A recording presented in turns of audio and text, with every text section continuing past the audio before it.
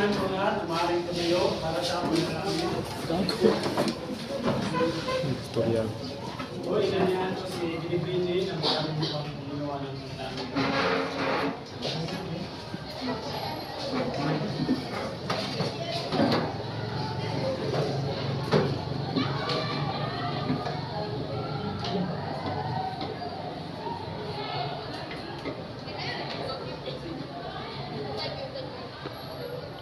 Bago kayo umupo, ay magpapakilala muna kami. So ako nga pala si Ginoong Jojo Liwangan. Ako si Ginoong Joshua Nicole. Anak ko naman si Aaron Gilman. At kami ang inyong magiging guro sa araw na ito. So bago kayo umupo, maaari bang pakiayos ng mga hanay ng upuan?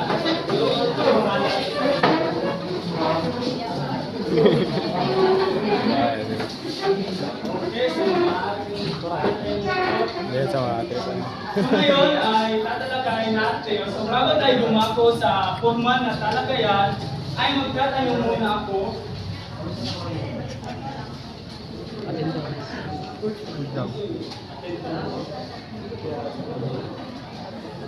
So maaari bang may isang mag-aaral na magsulat ng attendance mo sa isang one whole na papel?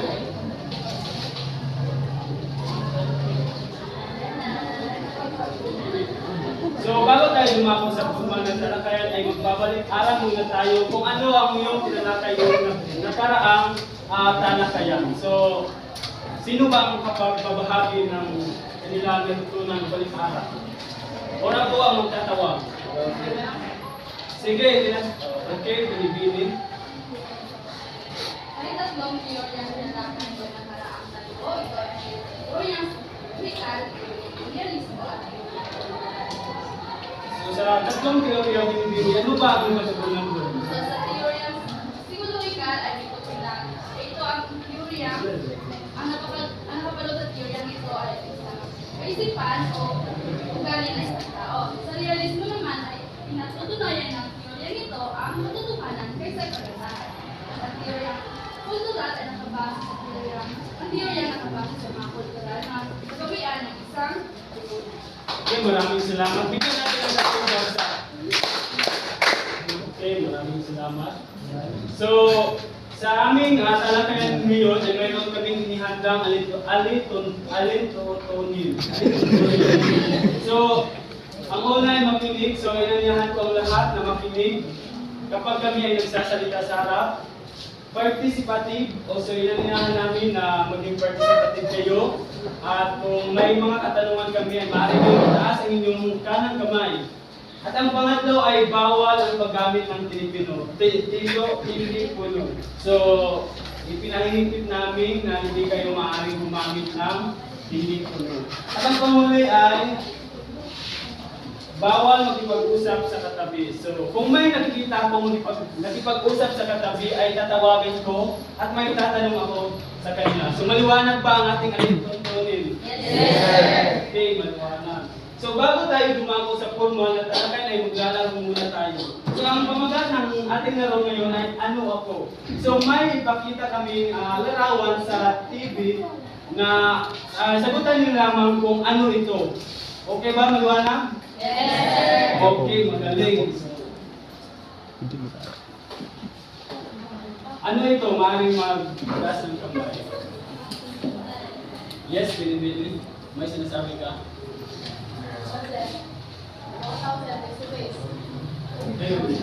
Pwede, maaari. Yes. Sa pangalawang larawan. Maaari kayong magtaas ng kamay.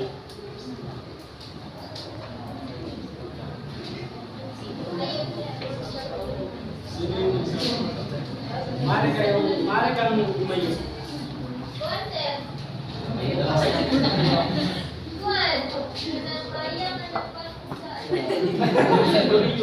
Okay, so tama. Galing. Okay, sa panggaling.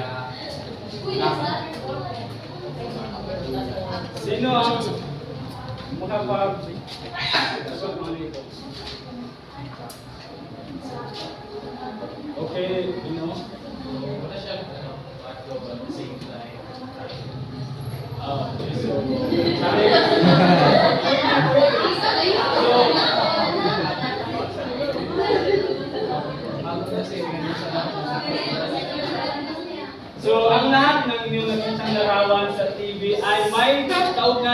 ating pamagat o sa ating diskusyon ngayon. So, may idea na ba kayo kung ano ang ating tatalakayin ngayong araw? Wala. Okay. So bago ako pumunta sa talakayan, ay mayroon kaming layunin. So, maaari nyo bang basahin ang unang layunin? Kahalagahan at prinsipyo ng sining at panunuring pampaligiran. Ipapakita ng mga mag-aaral ang pagpapahalaga ng sining at panunuring pampaligiran. Nakakalikha ng sining na pagsusuri ng isang aklang pampaligiran. Okay, maraming salamat.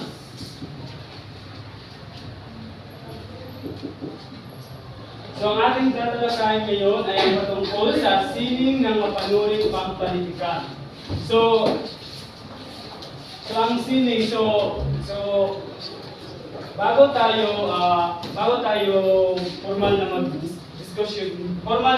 diskusyon ay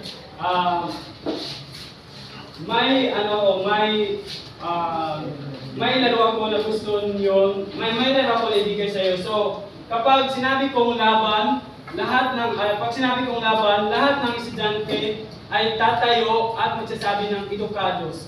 So, okay ba? Maliwanag ba ang instruction? So, trial. So, laban. So, kung sino ang mahuli tumayo ay siya ang sasagot ng aking sasagot. Maliwanag ba? So ngayon, itumago na tayo sa formal na talakayan. Ito ay tungkol sa sining. So ang sining ay tumutukoy sa malikaing gawa ng mga tao gamit ang kanilang malikaing isip. Ito ang nagiging instrumento ng isang tao upang maipahayag ang kanyang saloobin, damdamin, at opinion gamit ang kanyang puso at isip. So ang sining ito ay ang malikaing gawa ng mga tao. Halimbawa na lamang kung ang tao ay marami siyang iniisip na gusto niyang isulat, marami siyang iniisip na gusto niyang gawan ng sayaw, kanta, anong paman. Yun ay lahat na tinatawag na sining. So ang sining ay maaaring sayaw, pagguhit, kanta, at maraming pang iba. So ngayon, dumako naman tayo sa kahalagahan ng sining. So ano nga ba ang kahalagahan ng sining? Laban? Sino ba ang nahuli? Siya. Okay. Bobo na kayong lahat. Maliban sa kanya. So, ano nga ulit yung sining? Ang sining ay ang mga gawa ng mga malikhaing tao. Okay, magaling. So, bigyan natin ng 5 bagsak. So, ang kahalagahan ng sining. Ang sining ay nakatulong sa tao upang may makita, may bahagi, mahuhog at mapaunlad ang kanilang natatanging kakayahan at talento sa pamamagitan ng pagsayaw, pagkanta, pagpipinta at marami pang iba. So ayon nga sa sinabi ko kanina, ang sining ay isang maaaring pagpipinta, pagsasayaw, pagkanta at marami pang iba. Ito ay lahat ay tinatawag na sining. So sino ba rito ang marunong magpinta? Okay, maaari ka bang tumayo dito? So, ano ang naging motivasyon mo sa pagpipinta?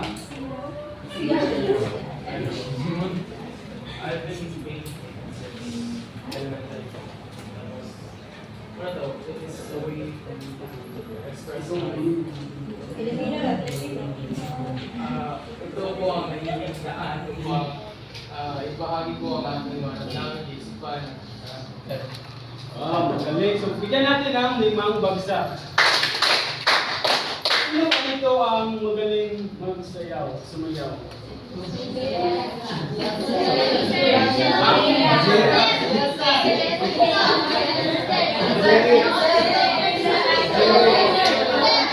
So, alam ko na kayong lahat ay may iba't ibang talento, may iba't ibang kakayahan upang may makita kung ano ang inyong kakayahan. Diba? Okay ba? Ayos? Okay. Ang sining at disenyo ay nakapagbibigay sa tao ng kalayaan may pahayag ng kanyang sarili sa kanyang sarili paraan.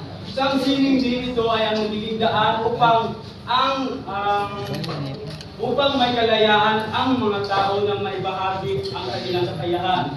Halimbawa na doon ang pagpipita. So, kung ano ang iniisip mo, kung ano ang nasa iyong utak, ay maaari mong iguhit kung ikaw ay marunong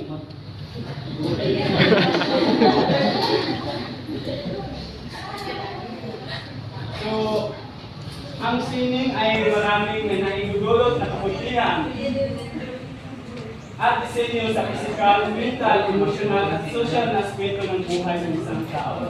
So ang sining pala ay maaari itong makakatulong sa atin upang ang ating mga nasa isip o ano ang ating mga nararamdaman ay maaaring maging daan upang mabawasan, upang makita natin o may bahagi. Tama. Okay, dumako na tayo sa nakakadulot ang sining at disenyo ng saya sa tao at di makalimutan karanasan. So, tama ba? Yes! Okay, so, laban? Sinong malaki? Sinong huli? Kasi, laksan yung Okay, ginawang itim. Okay, mahali na po ang forma.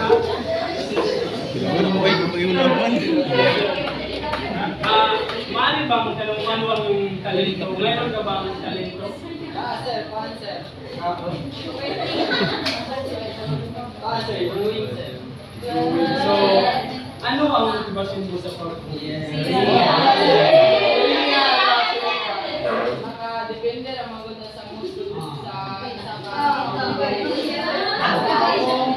kung paminaw niya karon kay malibayon sa na siya ikuan trip na mag-drawing is makakimo na day drawing ako kusay nga sad ang kuan ang drawing ako siya idea kung siya drawing sa nakadepende sa iyang Okay, maraming salamat. So, bigyan natin ng ibang bagsak sa buhay. So, tama ang kanyang sinasabi. Kung ano ang iyong nararamdaman ay maaaring gawin. Upang iyong ibinunggoy mo ay maaaring makapagbigay ng saya sa iba at higit sa lahat sa iyong sarili. So, tama ba? So, bago tayo dumako sa susunod na diskusyon, ay maaari ko bang tawagin si binibining naka-monster ang... Okay. So, ano ang iyong natutunan sa sini? Ang feeling sa gawa ng salita, isang malikhaing tao ito ay nagpapahaliwanag ng kanyang salubin o kanyang talento ay sa paggawa ng isang siling. Ang siling ay nagbibigay ng impormasyon sa isang tao kung ano ang pinagpahaliwanag. Okay, maraming salamat. So, tama ang iyong sinasabi. So, sino ba ang kapagbibigay ng kanilang natutunan sa sini? Laban! So, nakita ko si naka-red. Ikaw ang pinipili.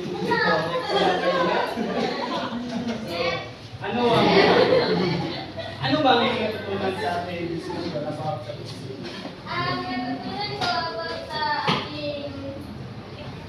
ating feeling ko sir ay ito ay expression na nagamit upang ay mali.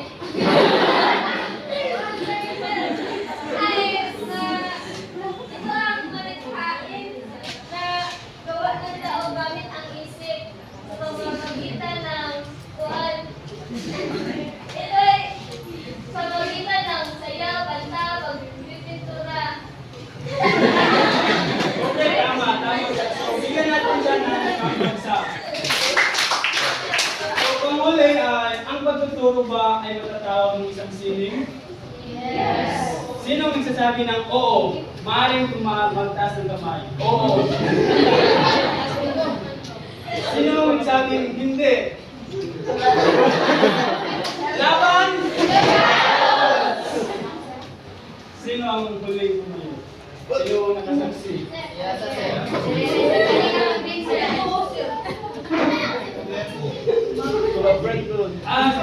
Si Pino Kelly. Okay, so, Pino Kelly, so maaaring may pakakit. Kung ang magusuro ba ay nakatawag kong isang sino?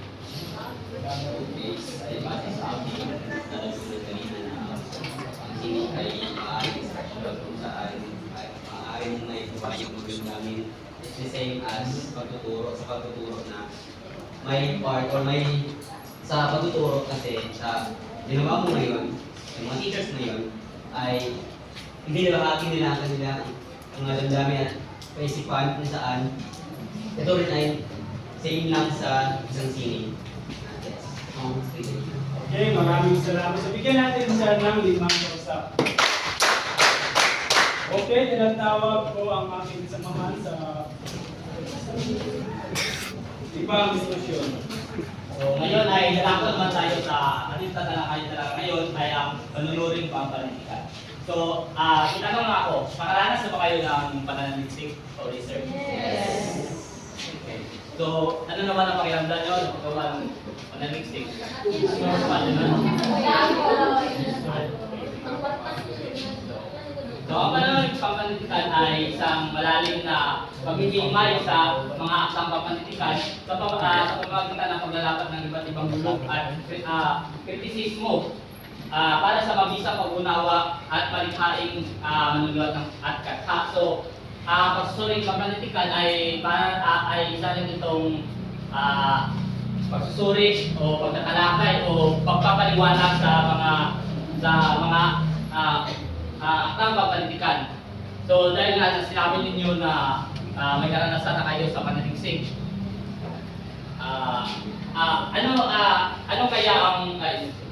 ano ang pagkakaiba nito sa pananaliksik? So, di ba sinabi ko na ang panunuring pananalikan ay isa rin pananaliksik o pagtalakay o pagpapaliwanag sa aktang pampanitikan. So, laban?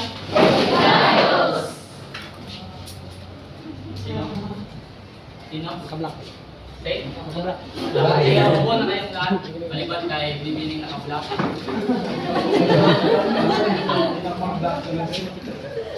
Yan ang katanungan. Ano ang pagkakaiba nito sa pananaliksik? Para sa akin, press na sila. I don't mind. Kaya ikaw pa nananaliksik kay susuriin mo yung pananaliksik sa libro.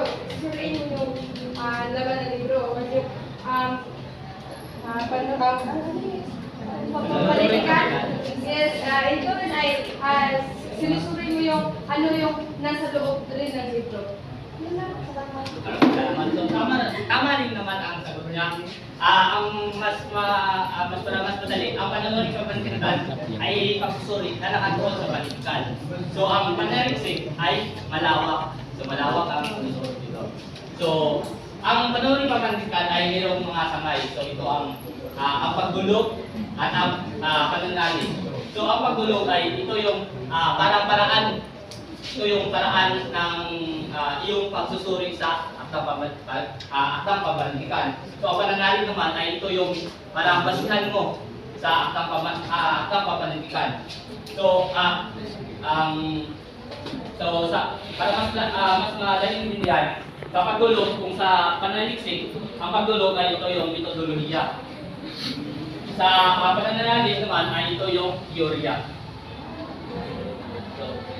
So, ito ang mga halimbawa ng pagdulog at ang pananaliksik. So, alam po, pamilyar kayo sa iba nito kasi natalakay na ito sa mga naunang mga guro. So, unahin natin ang formalismo. So, laban?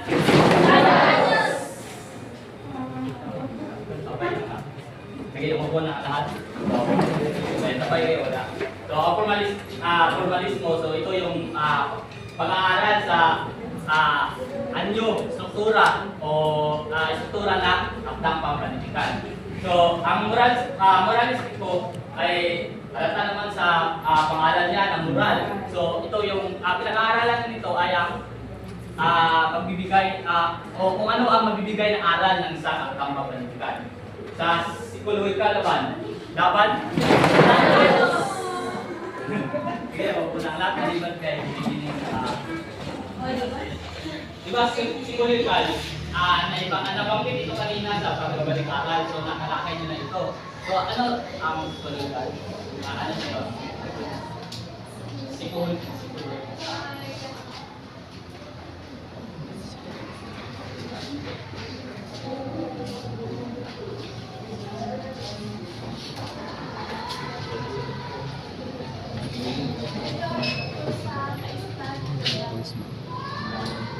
Damdamin na.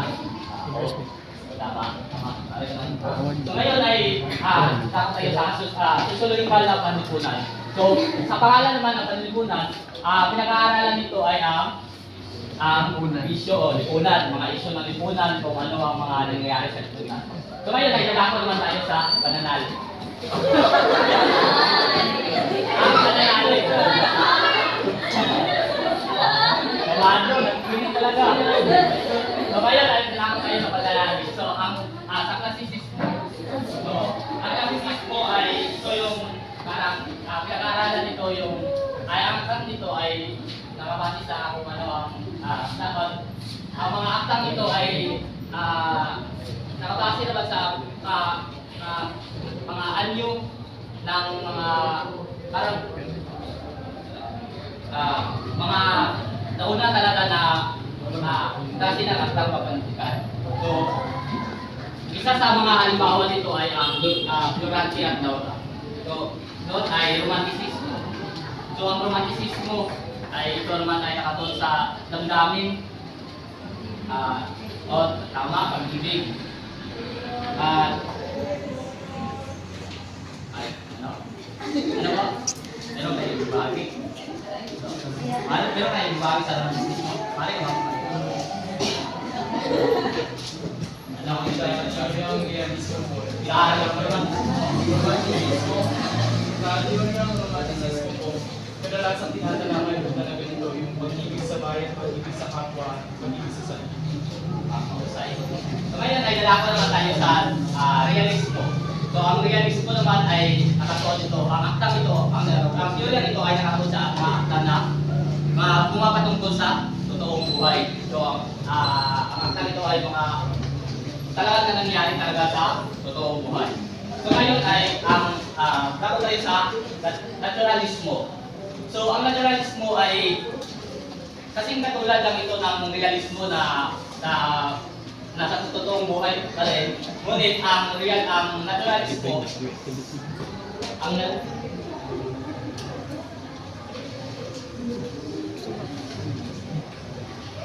So ang naturalismo lang ay parang mas madilim ito.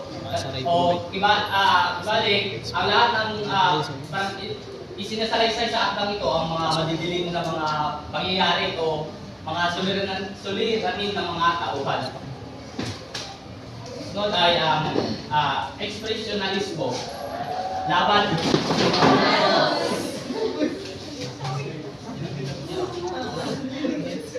Sino ang nakita nyo? Nag-update sa aktang. Pumunta ka.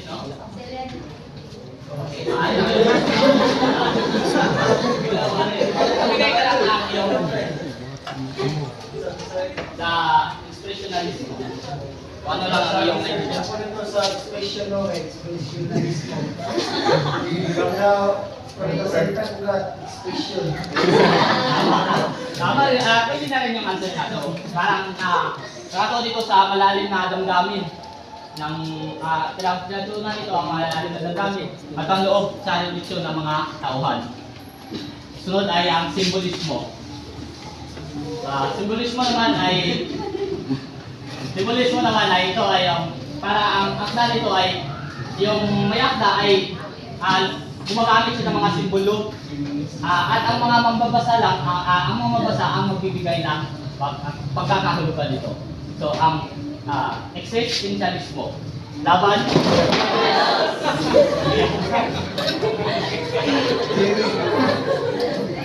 may maaari nang umupo ang lahat, nalibat na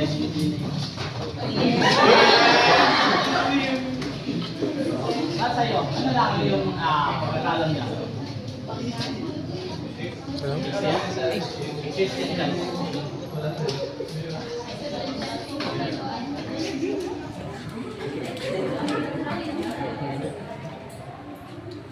Existentialismo po ito ay isang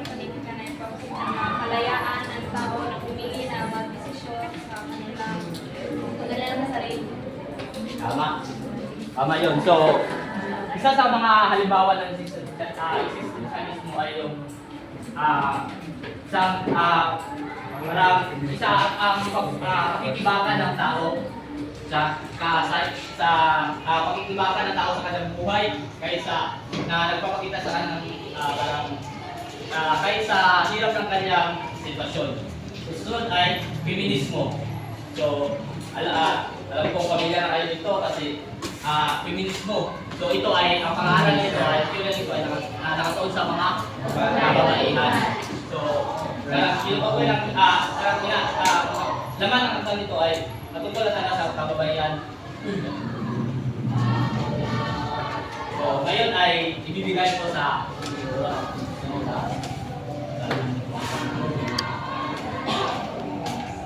Magandang umaga sa inyo lahat. Ngayon, nagkako naman tayo sa mga simulain sa panunuring pampanitikan. Ito ay nagsisiming gabay ng sa kasuri ng pampanitikan upang maging mahusay ang pagsusuri. So, makibasa na lahat. Ang pagsusuri sa akda ay dapat may uri at katangian ng katalikuhan, seryoso at marugtog na damdamin. So, meron ba kayong ideya ako dito? Ideya lang, puting ideya lang. Laban?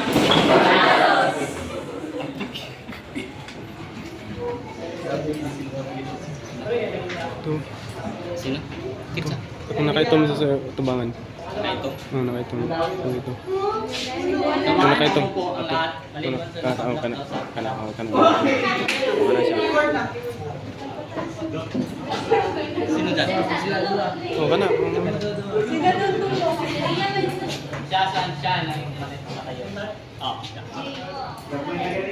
Ideya lang.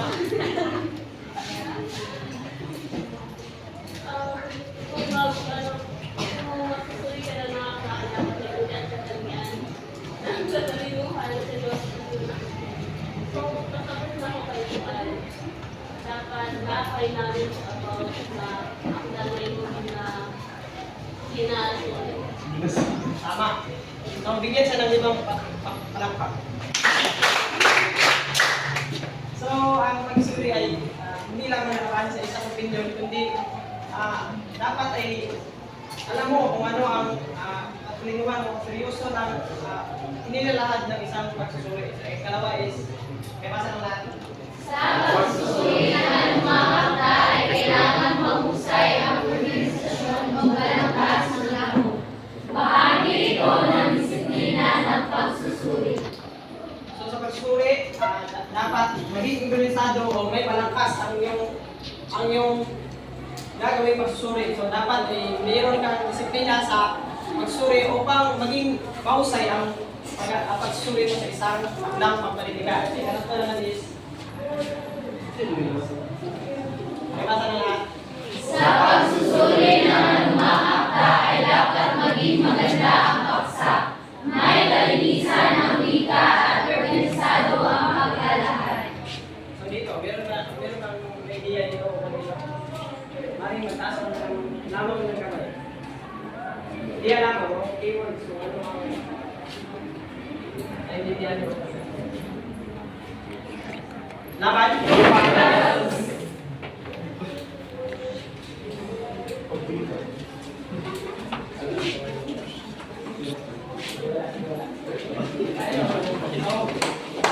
Bangat na lahat. Dapat is, dapat mo meron kang tapak sa iyo, meron kang suriing paksa is, dapat is, ito ay makabuluhan na dapat ay pinasado mo ito upang maging mas mahusay yung pag susuri sa isang pagkalitan. Pagkalitan is, ay kapan. Pakiwasan mo lahat. Sa pagsusuri ay mahalagang maintindihan ng may akda at kanyang pinili paksa. Mahusay ang pagtatalakay at organisasyon ng material. Malinaw ang balangkas na pinapakaloban ng malinaw na tesis o argumento na simula ng buong salaysay. May naidagdag sa kasalukuyang kaalaman tungkol sa panitikan at mahusay at malinis ang pagkakasulat. So dapat sa suri ka ng pamilitikan, meron kang thesis o hindi yan ang pinangahawakan upang mas mahusay ang iyong pagsusuri ng pamilitikan. Kaya may pagbasa. Ay, limang. Ang madalian ng magkasining na tula ay ang sikat na damdamin at tawag ng pangitain nito. Ang simulain nito ay ayon kay Ruben Vega na siya rin nagsabing ang mahalaga sa tula ay nasa tipo nito at hindi ang malalo ng prutas. Ayon sa kanya, ang buhay raw ng sining ay nasa ugot at laman. So ayon sa kanya,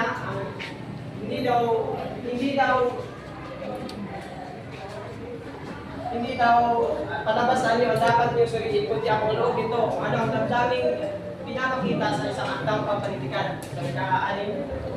Ang pamilili na paksang tutulain ay hindi siya mag-isang sukatan ng kakayahan ng makata. Sa halip, ang higit na kailangang paglalakhan at sukatin upang mamagawa ng mga matatungang pagkakol ay kung paano ang pagkakala. So hindi ka dapat namimili ng isang paksang tutulain kundi sa kung paano mo ito isusulat kung gusto ba ito, kung gusto ba paggamit ng wika o organisado ba ito. So ika-ito. Ang susulitin ba ay kailangan napapanahon, may matibay na kaisahan, makapagalingan ang paggamit ng wika at may malalim na kaalaman sa teoryang pampanitikan. So dapat kung magsuri ka ng pampanitikan, dapat sa kasalukuyang panahon upang mas epektibo ang iyong pagsasaliksik tungkol sa ng pampanitikan. So ang ulit. Ang susulitin ba ay kailangan mapapamalas kung sino na pag-ugnay ng mga sakat ng pagsulat. Sa isang mahusay na pagsusuri ay dapat alam mo ang mga elemento ng isang pagsusuri upang mas epektibo ang iyong pagsusuri sa isang pampanitikan. So, ngayon ay laban.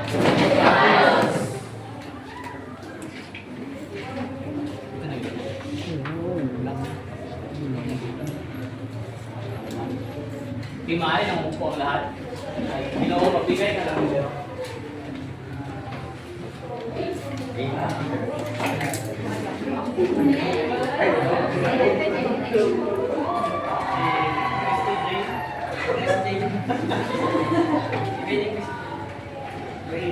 So, ito ang tanong, bakit mahalaga ang panunuring pampanitikan para sa iyo? Mahalaga ang pagnunuling pampanitikan upang alam mo si Stephen, Isaiah Stephen, kuhaan siya ka ng mahalaga siya kay para o magbuhat tao ka ng example sa magbuhat tao ka ng pampanitikan kay kanang mas kuhaan sa tao, mas broad atong mind sa pagbuhat sa atong ginagawa sa story. Tama. So, hindi mo natin bigyan ng brother clap. So, alam niyo yung brother clap. So, ganito lang. 1, 2, 3, 1, 2, 3. Kao na rin bilig mo, brother.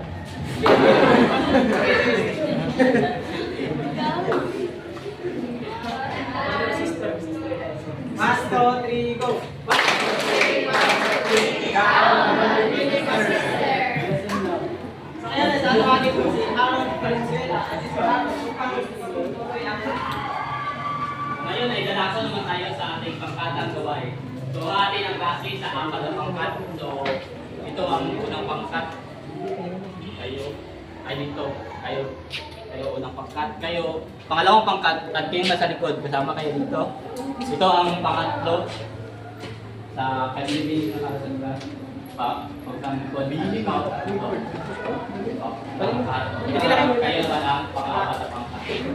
So, habang pagkat tayo po ng at kumuha ng isang papel, at sulat ang lahat ng membro ng pangkat. Kumuha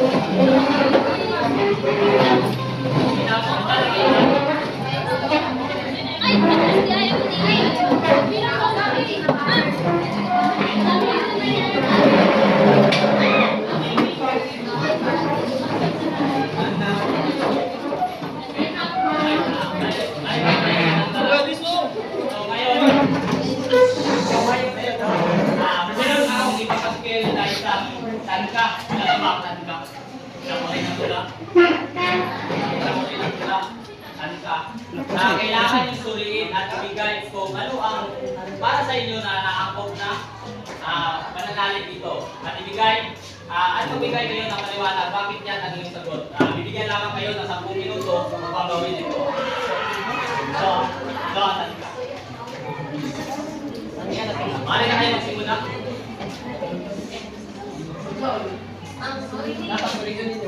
So, iba alam nyo na ang pananalig.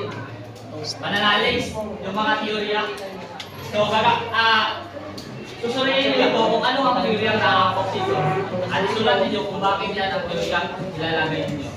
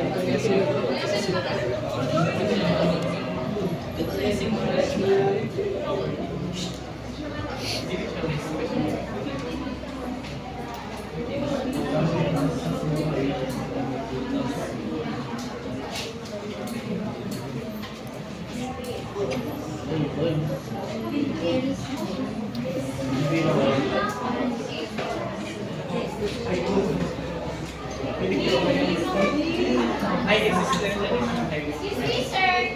Asan Yes, may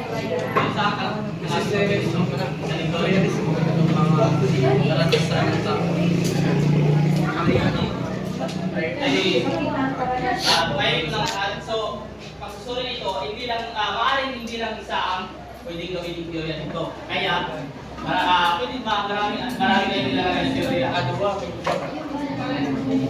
Imagine this.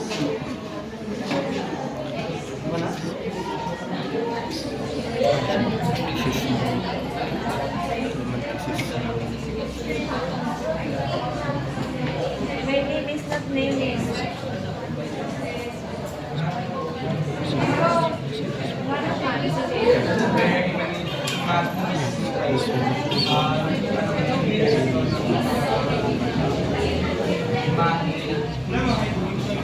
Meron na kayo sa dalawang minuto.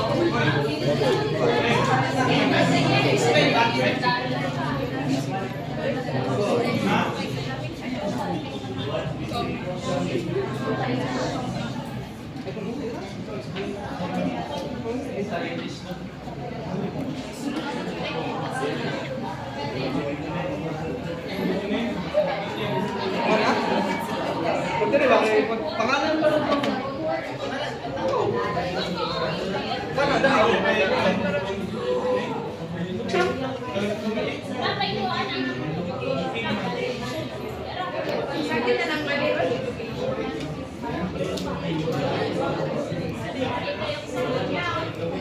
Sabi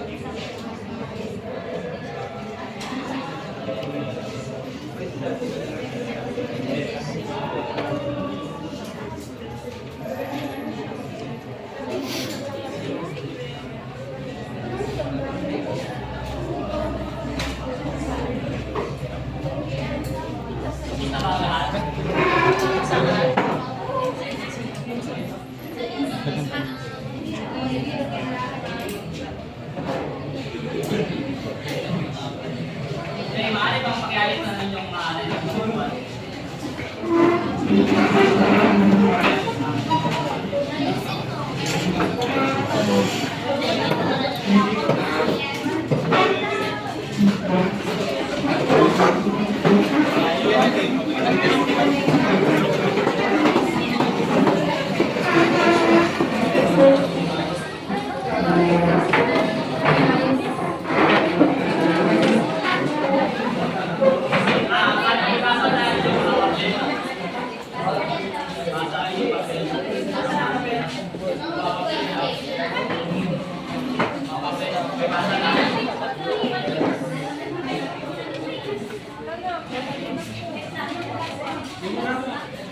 unang pangkain, pamilya.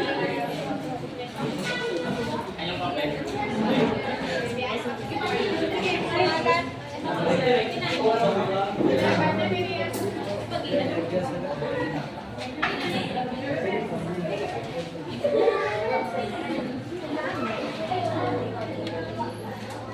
Ang pang-apat na pangkat.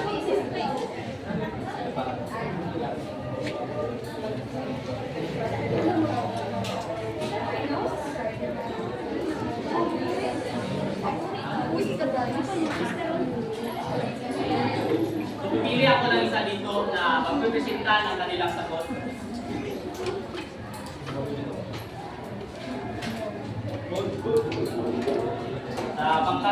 Pangkat 4 is kanino ito? Ano bang merong isa tayo na magpipresenta sagot?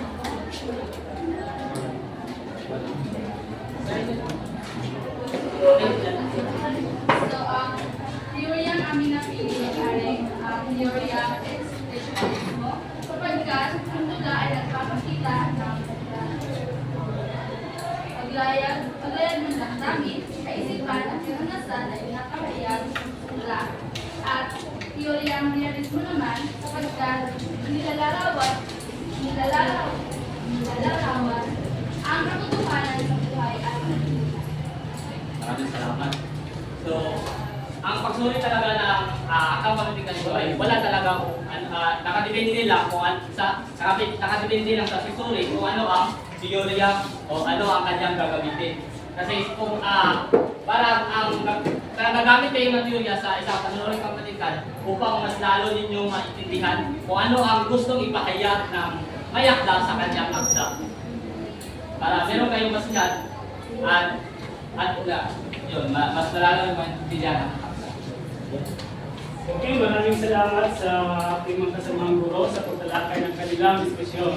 So ngayon ay dumako naman tayo sa pagbabahagi ng natutunan. So, nasaan yung attendance?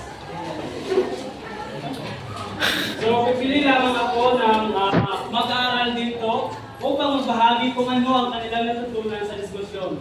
So, okay ba? Okay! Ayos? Ayos! Okay, so tinatawag ko si Daddy's Baby James. Daddy's, maaari bang tumayo? Kung ano ang iyong natutunan sa ating diskusyon ngayon? Ang natutunan ko po ay patungkol ng tulong sa sining. Sapagkat naibabahagi ng na isang tao arte ng kanyang damdamin sa pamamagitan ng kanyang sinusulat. Okay, maraming salamat. So, bigyan natin siya ng 5 bagsak. Okay, sa pangalawang mag-aaral, kung bahagi ng kanilang natutunan, ay tinatawag ko si Neres. Sir,